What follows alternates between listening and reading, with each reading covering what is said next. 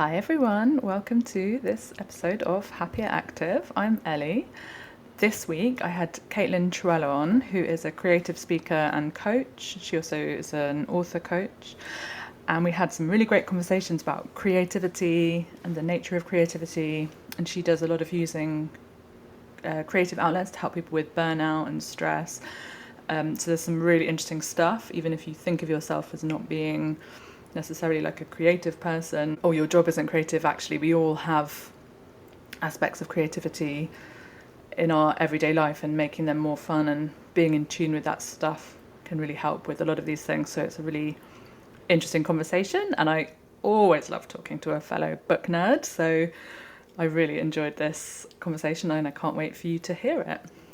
One of the bits of feedback I've had from lots of people is that my voice is relaxing. So I've started recording meditations, and they are going on YouTube.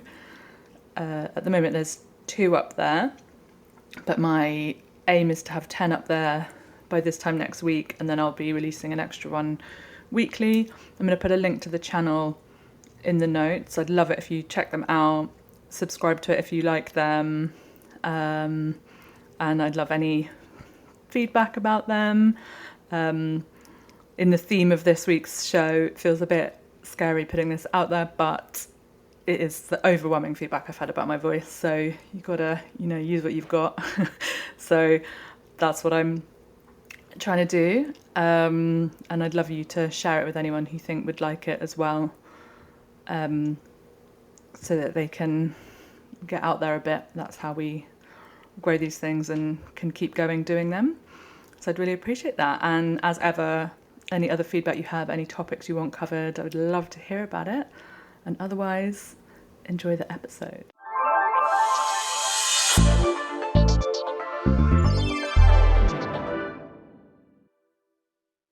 There are many ways to find your path to better health and happiness, and what works is highly individualized. My philosophy is that most people are more likely to find that if they're an active participant in their own journey.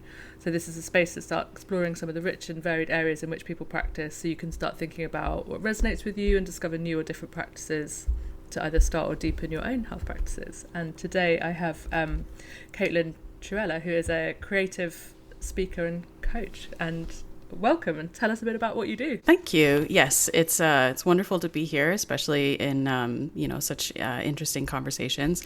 And as you mentioned, I'm a creative speaker and an author coach. I work a lot with authors because initially my experience was in film and television, and then I got my degree in English literature.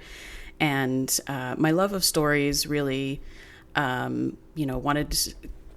promoted me to work with authors and creatives alike. And then with the more authors that I spoke with, and, talking about writer's block and where their inspiration comes from and creativity, I started realizing that this impacts people, much farther than just the writing universe. And so I wanted to bring that idea of expansive creativity to, as many people as I could, especially when you consider the benefits of creative practice to helping prevent burnout and,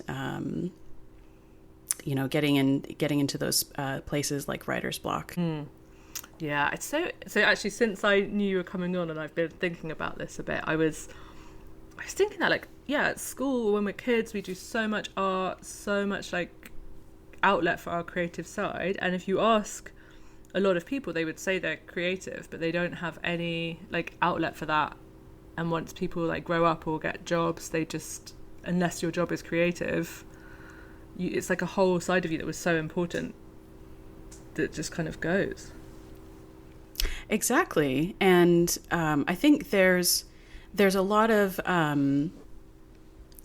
a shifted mentality, as we grow up and reconsider, those creative outlets. And, I've heard, especially within, corporate and, professional sectors, People who either don't consider themselves to be creative or, they think those things to be a waste of time, like I'm an executive and I'm really busy, I don't have time for finger painting, or things like that. When the reality is, creativity is not mutually exclusive with being artistic. There's lots of different ways that we exercise our creativity all the time. Mm-hmm. You can be creative in the way that you exercise interpersonal communication in your connections with people, creative problem solving. We see this all the time in STEM areas. And, so whether you're a, software developer, maybe go pick up some Legos or something, if it's about finding what fuels your inspiration and leads to innovation and what brings you joy. Yeah. And it's funny, isn't it? Because I see as well, there's a lot of pressure on people if they're good at it or just enjoying it because it's a way for them to de-stress or that kind of thing. But then there can often be like a societal pressure these days to like turn it into a side hustle or like there's a lot of pressure for things to have a purpose that is financial or economic rather than just doing it for the sake of doing it for the like effect it has on you. Mm-hmm. Absolutely. And I've especially with that mentality, I lately have taken personal issue with that phrase.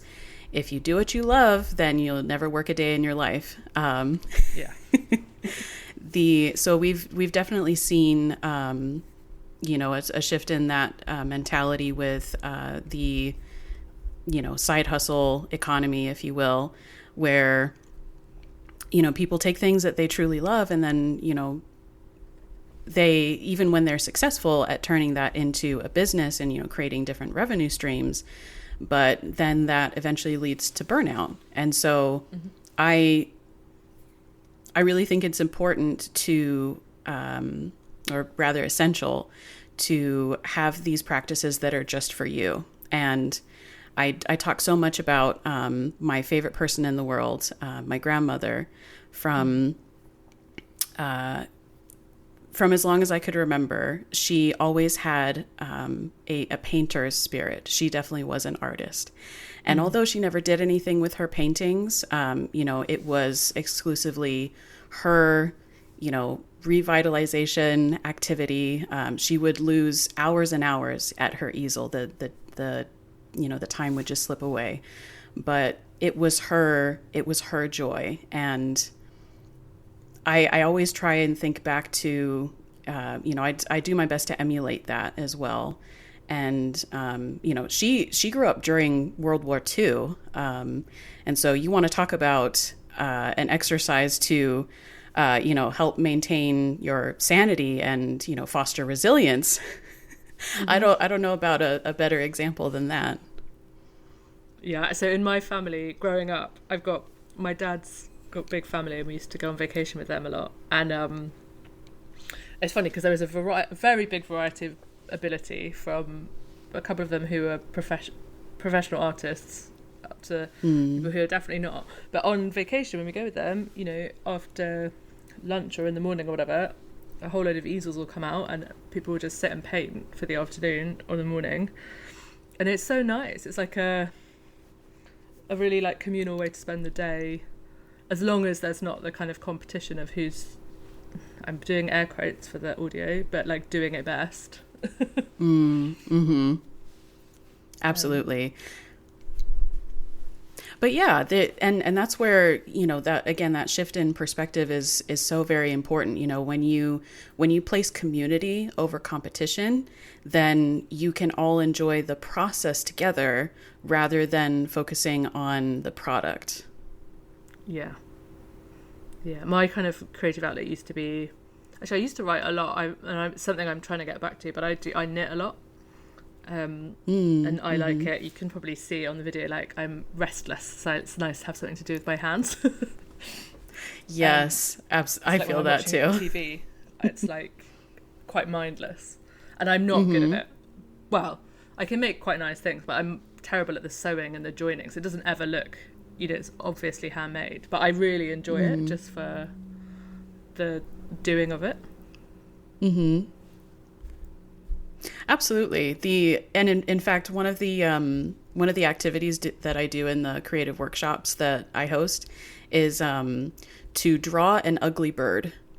And especially if people are a little bit hesitant to, intentionally make something that looks atrocious or is inaccurate or is entirely silly, I suggest that they close their eyes while they're drawing an ugly bird, because then it kind of forces you to let go of all of those expectations, that we put on ourselves. And but ultimately what ends up happening in those exercises is, we look at the final product, and, anybody who wants to share, we can look at these wonderfully silly, scribbles, and there's an eruption of laughter, and it's that release of tension and acceptance that these exercises are meant to get rid of any of those preconceived notions about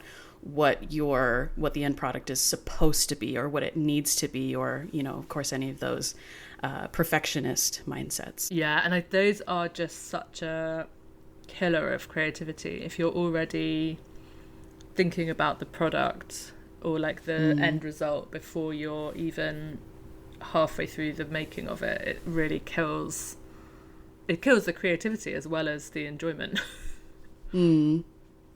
But even going back to what you were talking about with knitting, even considering elements of those same types of products. Like I think of, a beret or, this similar style hats, they're meant to be asymmetrical.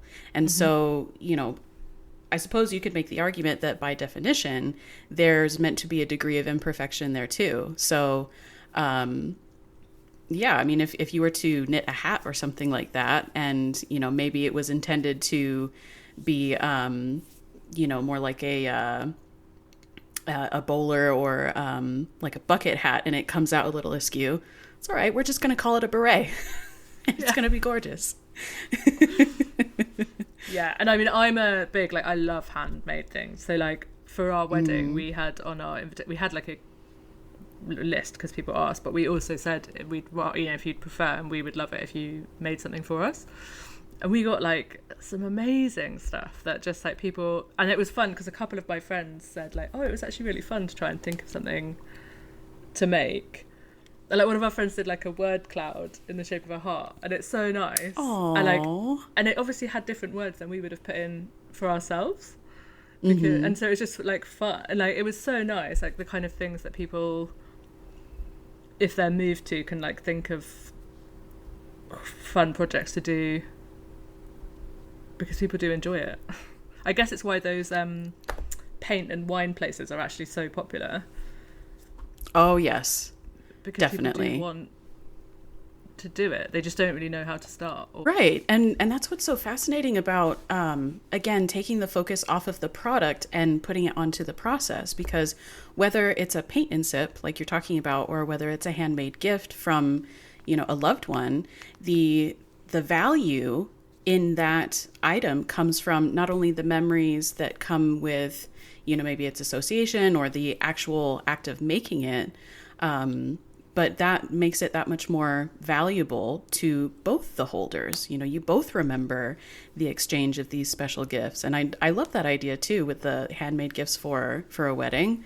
Yeah, that's tremendous. And I think, honestly, that's another form of creativity in itself, in how we engage with our community, our inner circles, and, the outer circles that follow. And all of the energy and thought and, the connection that goes into making those things. I would argue that that's a big part of love languages. Mm-hmm. Yeah, I definitely think it is. It is. My dad does a lot of woodwork, and and that's very, and I think it's funny because I don't think he'd describe himself as a creative person, but it obviously is very creative, and he used to make a lot of furniture when he was younger, and things like that, and they're very unique, because I mean he's actually very skilled at it, but even, but he always sees the imperfections, and so I have some of the pieces now and I love them, but if he sees them he's really irritated because he can see the bit that he went wrong that I either don't notice, or I think that's what makes it nicer to have than something from a furniture store. Right. And that, honestly, that's a perfect, example of, us being our worst critics. As the creator, we see all the cracks and all the flaws or perceived flaws. Whereas, the receiver, especially of a, gift made in love and care, they're going to see it for the time and the effort and the expertise that goes into that. And forgive me, I don't remember the name of this practice, but I know there's I think it's a Japanese art of repiecing pieces of china where they fill in the cracks with gold, talking about, the cracks is what make the item unique. There's no other one like it. Yeah. So when, I guess following on from that, so when people have, especially I guess writer's block is a great example of this in its like purest form, because it's, especially if you're a published author, so it is literally your job. And presumably when you've got the block, it's because you've somehow got into your head about that. Like, how do you start unpicking that? So my conversations with people experiencing any degree of writer's block always start with, what do you think is your block? What do you feel like is, stopping you from, either resolving this issue within your writing or from getting new ideas? And a lot of the times it's having trouble coming up with new ideas, where they feel like everything they come up with or try to write is, terrible. This is crap. I have to, restart or try something else. And they go through so many iterations, and, by the time they try forcing, the creation of something, it only builds on frustration. And it's basically like, if you were to have a conversation with your disembodied artist, imagine how that would look if you're having the conversation between yourself and your artist keeps coming up with these new ideas. Well, what about this? Well, what about this? Well, what about this? I've had an idea about this. And your response is always, no, that stinks. No, don't like it. No, that's not going to work. Then, of course, they're going to stop contributing. Of course, they're going to stop having new ideas. And so it's almost like talking yourself out of the conversation. And every single time, I have these conversations about, writer's block. My suggestion is always do something else. Walk away from your writer's desk.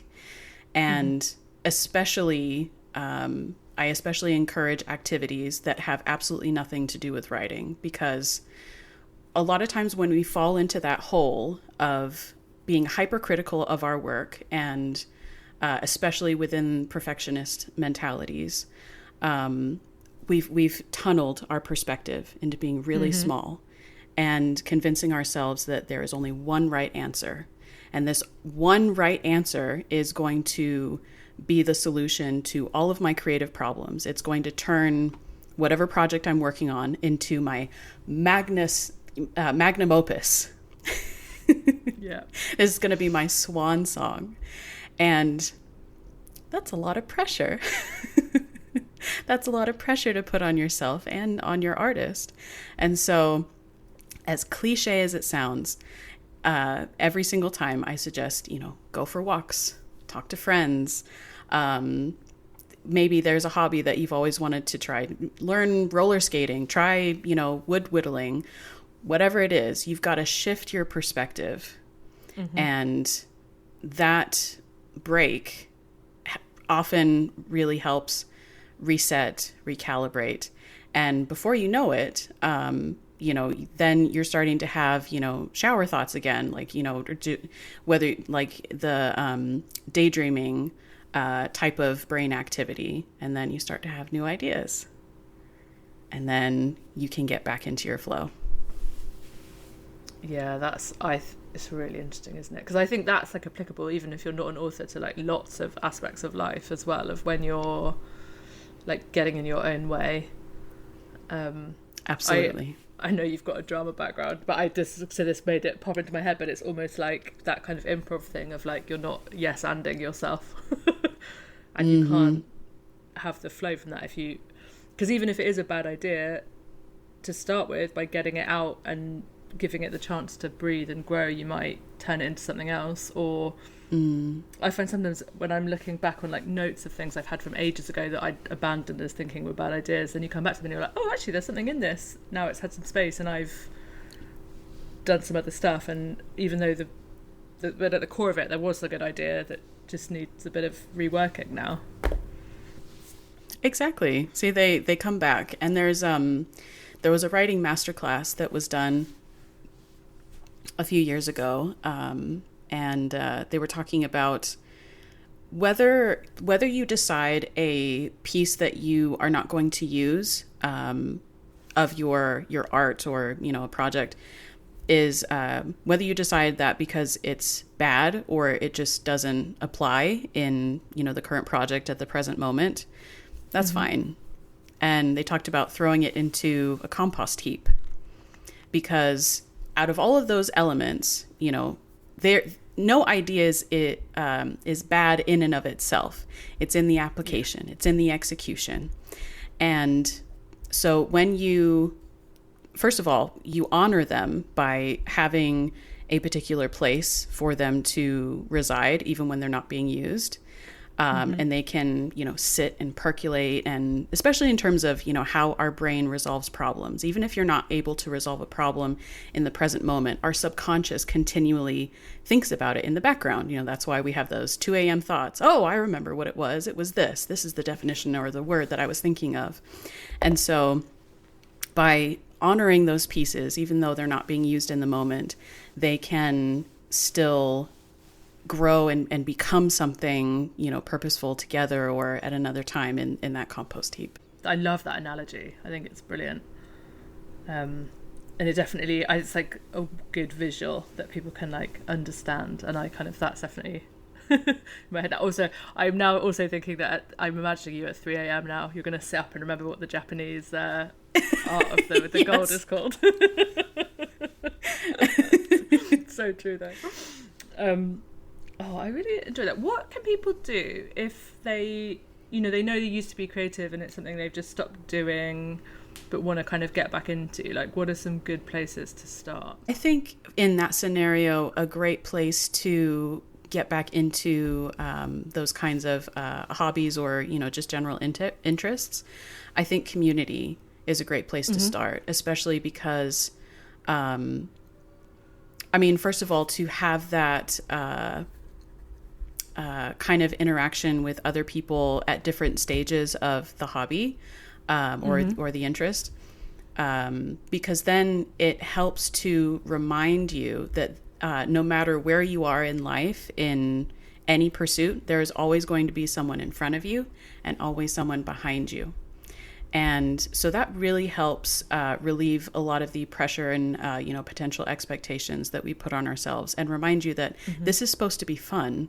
This is supposed to be, an engaging activity. It also helps develop partnerships in those particular interests, and you learn from each other and you contribute, and it really expands the perspective in terms of the applications, different ideas that you might have, and altogether, it's great to have and contribute to community as well. Yeah, someone's just started a craft club, really local to me, and they had their first meeting annoyingly this week, and I couldn't go, but I'm definitely going to go to the next one. And I think the idea of that is it's just like an hour or two in the evening and everyone's bringing different crafts. And then it looked like it was really fun because there was everything from like journaling through to watercolour and fibre arts and all sorts of stuff. And so then you just see something, oh, I didn't know that was even a thing you could do. I might try that. Absolutely. Yeah, and it's interesting within the context too of how we engage with different forms of media, because kind of for a long time there's been lots of conversations about social media is not a true portrayal of real life, and it can lead to a lot of comparison mentalities. And so when you have authentic meeting of the minds within these types of community, it really helps reestablish those realistic perspectives. And I think also really helps you see the value of what you're doing for yourself. To your point, you come into those spaces and you might think, oh, this is really silly, I like to write nonsense poetry or something like that, and you might think of it as this silly little thing that I just do for myself, and probably nobody else on earth knows what that is or would find any significance in that. And then you share it with complete strangers and you have wonderful positive reactions, like, oh, that one was really funny, thank you for sharing that. Or my beloved cousin used to do that before they passed, and that's a wonderful memory that I have of them. And you get reminded that there is value in what you do, and nothing we do is small. No. And I think, I'm really big on community, and I do think for those reasons, and also anyone when you go to those spaces, even if no one's doing the same exact thing, it's like like-minded people who have a similar passion, even if it's not exactly the same. And it's so like good for you to be around other people who have similar interests to you that you might not have met otherwise, because it's like a private thing often. Absolutely. And let's see, Austin Kleon's book of Show Your Work, first of all, highly recommend. He talks about the fact that art is not a private thing. And to be frank, having the mentality that, your art is only yours is a very privileged perspective, because there absolutely, without a doubt, an absolute guarantee that there is someone out there that needs what you do. They need what you create. And in that way, we are all an inspiration to other people. So there is a degree of responsibility as an art to share what you're doing with the world, because you literally never know what you are sharing, whether it's what you're actually creating or your journey, might quite literally save someone's life. Yeah, so I think that, okay, I have a lot of thoughts about this. I agree, but so I'm someone who, this is the area that I have the most trouble with. So it's not necessarily the doing of it, but it's the like feeling of, I don't think it's quite as strong as, I think shame is too strong a word, but like intense embarrassment around like that level of vulnerability of, so I used to write a lot, but I don't really write anymore, but I used to write a lot, but the thought of other people seeing it is like, ugh. So how do you, what do we do for that? Absolutely. And may I just say that this is one of the favorite conversations that I have with new authors, because a lot of times when a new author comes to me and they say, I want to be a writer, I have this project, maybe it's halfway finished, maybe it's completely done, but they've gone through, 10 revision iterations, and they're saying, I want to publish a book, but I know I can't do this by myself. I need at least one extra set of eyes on it. Can you help me? Absolutely. I would love to. And, especially from a very, coming from a supportive perspective, because that, experience can be incredibly nerve-wracking. You put a great deal of yourself and your experiences and, your creative ability into this project. And now you're just going to hand it over to a complete stranger. Yeah, that would have a really big, emotional response. And it's definitely an exercise in vulnerability. And so in those instances, I asked them to send me just 5 pages. Mm-hmm. And say, if you can share just those first 5 pages, or maybe the 5 pages that you feel the best about, and then we'll have a conversation about that. And every single time there is a nugget of gold in those 5 pages. And so then the next time we talk about it, and, it's what I'd like to call author cheerleading sessions. So as a reminder, like, you're really good at this. And, mm-hmm. You have a great story here. I absolutely love it. And I'm so happy that we get to work together, because I want to read more. And I know that your audience is going to want to read more. And so basically those conversations really help to overcome that situation of feeling, because you're absolutely right. It's very exposing to, share such a big piece of, yourself and your art in that way. But I think, and also just speaking for myself as a writer too, I try to remind myself all the time that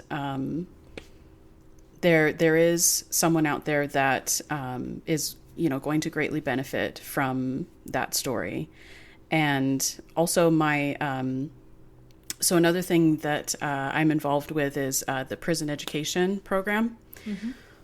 where they provide classes with college credits to incarcerated people that, are looking to, change their lives and, pursue their education further and things like that. And I've been a creative writing instructor within that program. And when I tell you the stories that these people have to share, especially the ones that, want to write a book or they want to pursue writing further, some of the most compelling stories that I have ever heard.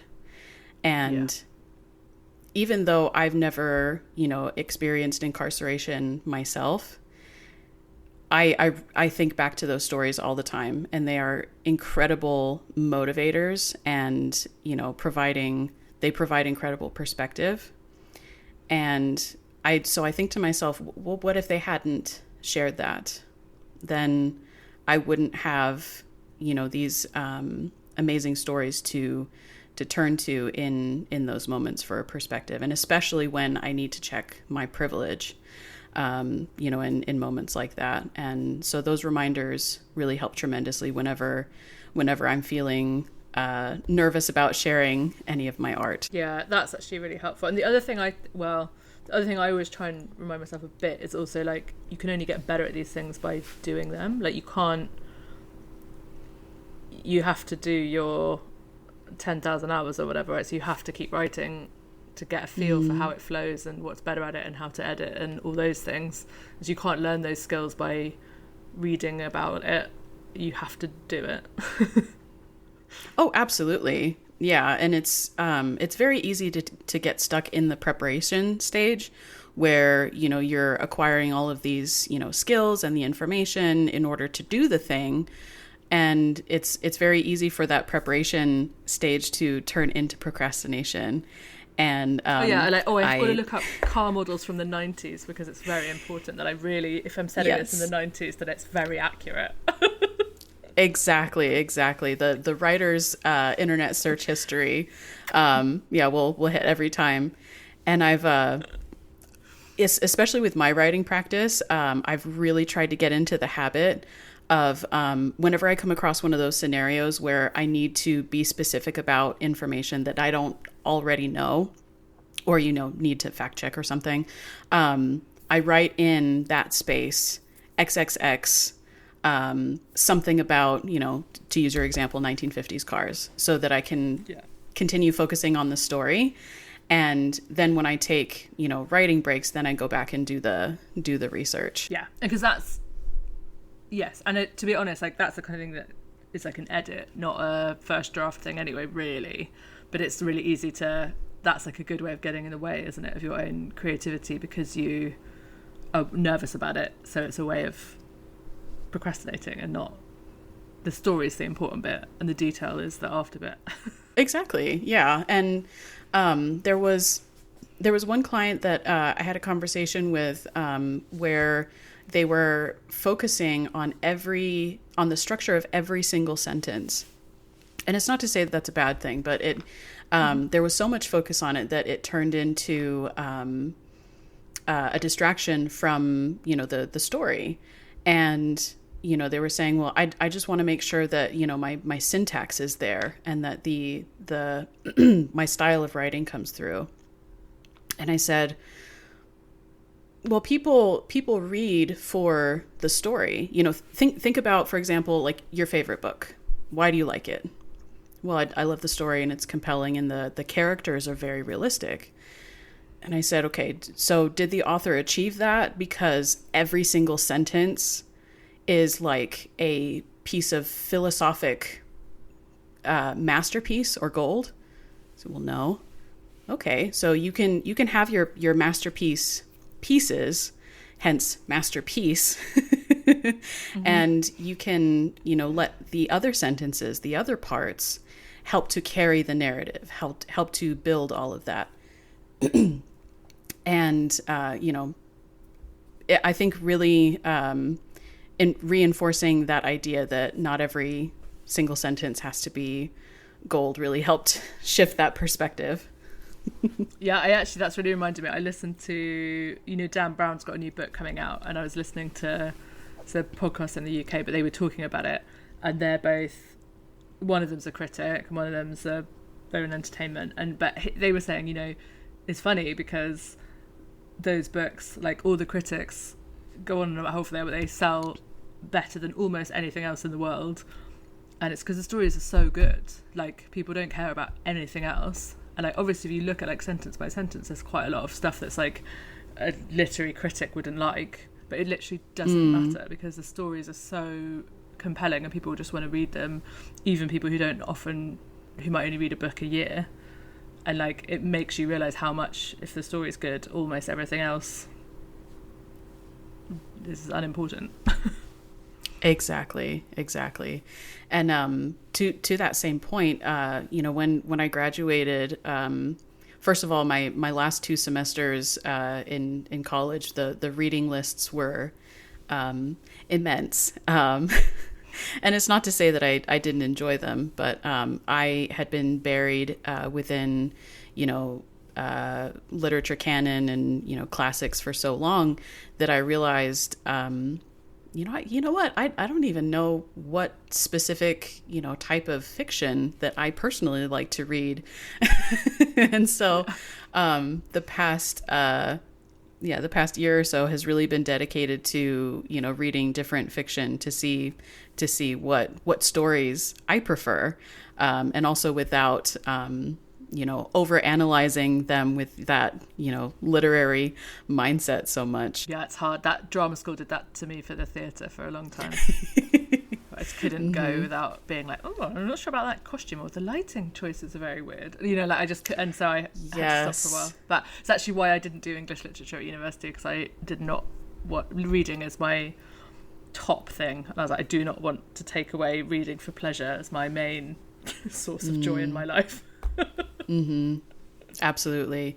And it's for that same reason. And I know I'm not certainly not the originator of this perspective, but that's why I hate the term guilty pleasure. If you're going to enjoy something, be in enjoyment with it. There's no reason to be guilty about that. If you love reading, just beach reads or penny novels or whatever, then enjoy it. Yeah, I'm all for. I agree. I don't believe in guilty pleasures. I believe in not telling people who are judgy the things I do that they're going to be judgy about. but that's slightly different. Right. Yeah, couldn't agree more. But people are very weird about books in particular in that sense. And it's funny because I think everyone likes reading. It's just a question of finding the right book. Loads of people I know who say they don't like reading, actually it turns out once they find something, be that, sports biographies, or if it's in the subject they enjoy, turns out they can and do enjoy reading. Right, absolutely. And especially considering like Jane Austen or whatever. Right. And especially considering, so many of the benefits that come from, just reading in general, everything from brain elasticity to, expanded, your perspectives on life and, other people. Why I don't understand the perspective of being overly critical of what people decide to read, especially when you consider I forget the terminology, but how few people are actively reading within everyday practices for pleasure or otherwise. So I see this all the time in places like Book Talk and Instagram and things like that, people having really big opinions about other people's readership. And I always say the same thing. If all someone wants to read is just like reread the Harry Potter series over and over and over again, and you find enjoyment from it, go for it. Why am I going to criticize that? I agree. I mean, it's funny, I remember when one of my brothers was really hating the kind of reading at school and learning to read, and it was a real struggle, and then my mum realised if she bought the newspaper and had him read like the soccer results in the sports pages, then he would happily read for ages. Then she was like, oh yeah, great, well, we'll just buy the newspaper every day and have you do your reading homework as that. You just don't like reading books about, I don't know, like pigs or whatever they have you read in first grade. But really into soccer, right. So fine. Exactly. But it's just finding the right thing for the right person, I think. But yeah, people are very, and I think that comes back to this whole thing around creativity being quite difficult as adults because of all that judgment coming in, and so we're much more worried about what other people are going to say about it or what it looks like, or than just doing it. And that's difficult to. It can be difficult to navigate. Definitely. But the more I think about it and the more I experience this myself, I would put just the tiniest little asterisks on the end of that. And it would be just in the application of anything within the self-help genre.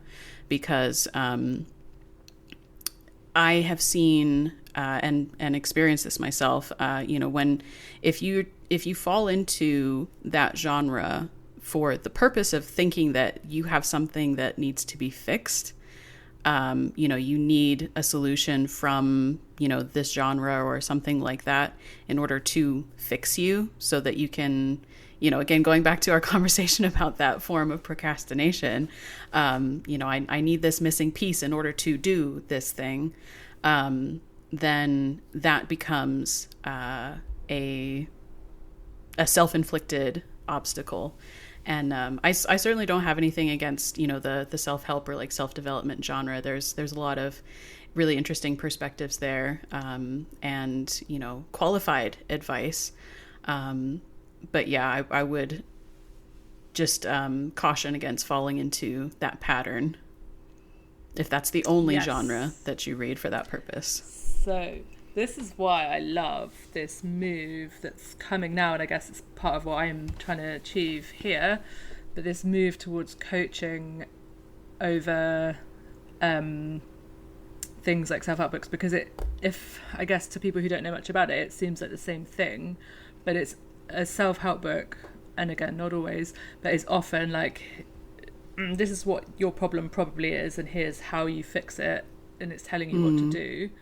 Where with coaching and these more holistic things, it's helping people and it's saying, oh, like here's 5 or 6 things that could work. What do you think might work best for you? And it's much more about the person receiving its individual circumstances or individual blockages or individual things that are getting in their way, not everyone with this problem should do this thing as the solution, which a lot of those self-help type books do. Or like, here's a 5-step program that you follow exactly regardless of anything about your life, and that'll fix the problem.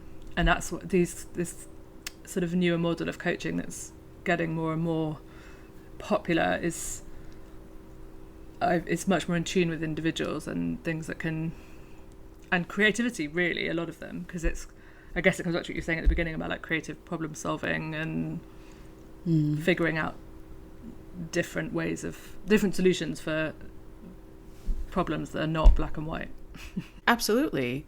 Yeah. And it's that, I'm definitely seeing that shift as well, where it's, more personalized advice and conversations and connections, rather than a professional to, various degrees, trying to provide a one-size-fits-all solution to their audience, because then the responsibility is shifted to the listener to, first of all, make sure that their problem actually matches the one that the creator is trying to solve. And, assuming they have the perspective to do that, and the knowledge and expertise, and then to implement all of these solutions alone by themselves. And that's again, talking about, expectations and pressure. That's a lot to put on a person who's already dealing with a problem to begin with. Yeah. And I think, some of those bits, like you say, they can be a really good starting point. But it is, I really do like this sort of newer model that's a lot more about individuals and individual problems. Like, yeah. I wonder if that's why there's like a big rise in like journaling type books in that kind of area, because it forces people to be a bit more creative in how they're thinking about their problem. Yeah, I could definitely see that. I've seen definitely different versions of that throughout the years. There'll be the book on its own, and then the accompanying journal. In my personal opinion, for some of them, I feel like the journal prompts are a little bit too vague. But again, that's part of the problem of, trying to have a global audience for, a singular topic that's based around, problem solving something. Everyone's version of the problem is, can be different, and therefore the solution is going to be different. So and one of the things that I aligned with so much about your podcast, especially with, talking about movement and, the connection with, your physical self, is I hate regimented workouts. I hate them a lot because I need more mental stimulation in order to stay focused on what I'm doing. Because if I'm just standing there counting reps, I get so unbelievably bored, and it's just really not a good model for me. But after talking with, different personal trainers, I really connected with one, and she was talking about, first of all, you don't have to, approach it with, that bland kind of like regimented, format that a lot of, workouts and, fitness professionals follow. You can totally make this work for you. And so she helped me look for, different ways to incorporate other things that I enjoy. So I have a standing bike that I use for my cardio. And I read at the same time, or, Amazing. You can do like, I know this is not a new solution by any means, but, watch, Netflix or whatnot while doing that. And so then while I'm doing weightlifting and things that, you can't really read a book at the same time, doing that with, I listen to audiobooks or I listen to TED Talks, and that was my solution that really helped, engage all the parts necessary in order to make that a habit. Yeah, I I love that. And I mean, it's my whole thing. Find things that work for you and then do them however. And yeah, I mean, I listen to audiobooks a lot when I'm walking. I used to listen to them when I was driving. 'Cause when I started, so I didn't learn to drive till I was in my like mid-20s, which I know in America sounds mad. But I lived in London. There's really great public transport, and it would have cost me like $1,000 a month to have a parking space, so I didn't need to. And so then when I did learn to drive, I moved out of London to the countryside, and I was suddenly driving everywhere. I was like, I'm losing like 6 hours a week of reading time in the car. And then I got an Audible subscription, and I was like, oh, this is brilliant. And then yeah, you can do it when you're out walking or running or at the grocery store. Oh, it's the best. Absolutely. Yeah. Productivity, and efficiency hack all the way. And, just for the record, I don't know if this, context would make you feel any better, but I just off the top of my head, I know 4 Americans that, live in cities without public transportation that didn't learn to drive until their mid-20s. Yeah, there we go. So yeah, when it's not quite as uncommon. In Florida, you literally can't do anything without a car. When I first moved here, as this is completely off topic, but anyway, when we first moved here, I lived in this big neighborhood, and at the back of it, there was like a small Walmart, so I would sometimes walk to it just because it was like a nice walk on a nice day if I just had to get bread or milk or something. And honestly, once a week if I was doing that, one of my neighbours would pull up and be like, do you need a lift? I'm like, no, I'm actually doing this on purpose. Like, I have a car. Oh my gosh, culture of walking here. Absolutely. One of my favorite comedians, Maria Bamford, she was talking about, and she's lived in LA for, the longest time. And she said that she was trying to be more conscious about, being on the road and, emissions and whatnot. And so she said she started taking the bus and, the metro. And of course, there are a lot of public transportation, opportunities in Los Angeles. And she would get a call from one of her friends. He'd be like, where are you right now? So I'm on the bus. She goes, oh my God, is your car okay? She's like, yeah, I'm just taking the bus. Do you need me to pick you up? No, I'm on the bus. It was almost like her friends were going to call in for an intervention. Yeah, it's funny. But the one great thing about the car is that you can have a nice audiobook on or a podcast or something. Oh, absolutely. You're the DJ. And it keeps the boredom down. We're now, if we go on road trips, we always it's a big discussion about what audiobooks we're going to have on the car that we both like.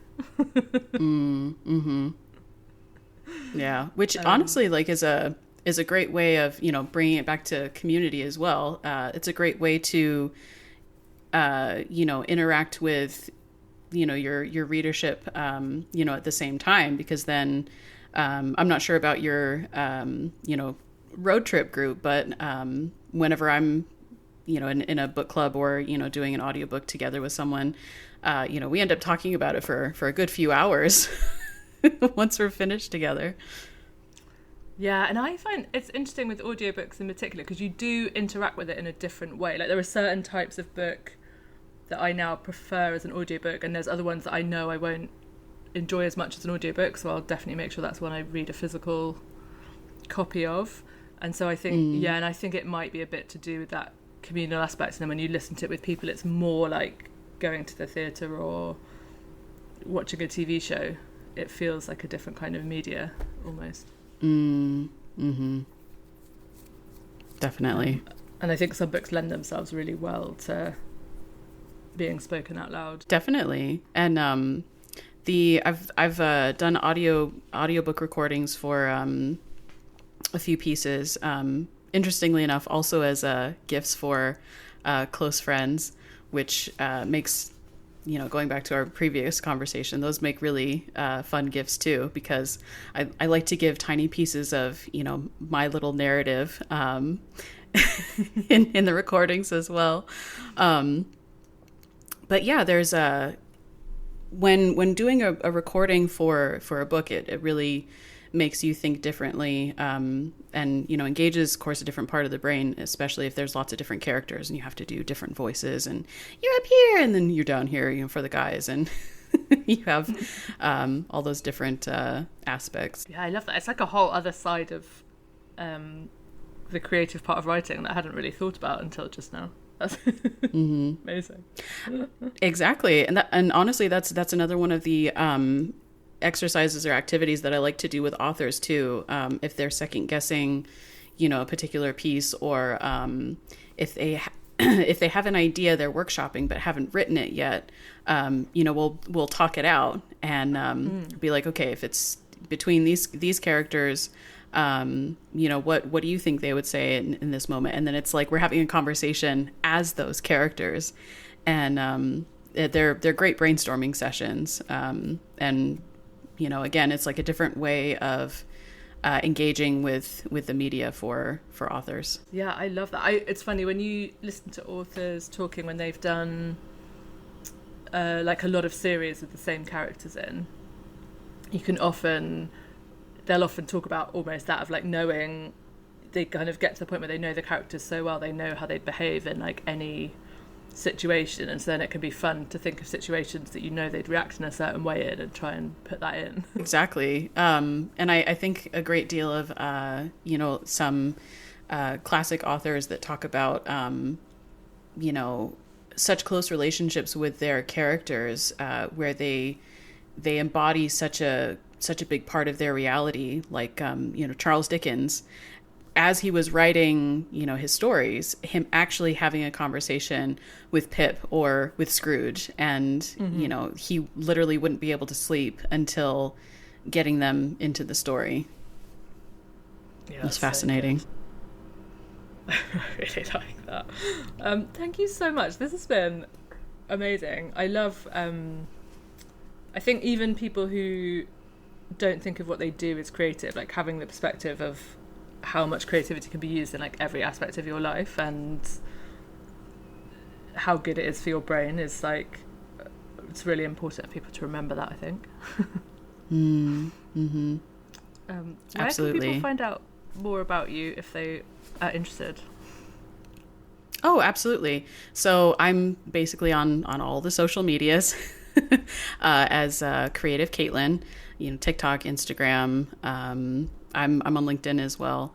And I'm actually working on a new podcast myself with a colleague of mine. We're going to be taking a creative approach to burnout. And that should be coming around hopefully the end of April. So look for that on Apple Podcasts, Spotify, and any conversations that people want to talk about creativity, or just share the projects they're working on. We're all about it. Yeah, I can't wait for that. It sounds like just my sort of thing. Thank Fabulous. you so much. Thank you for having me.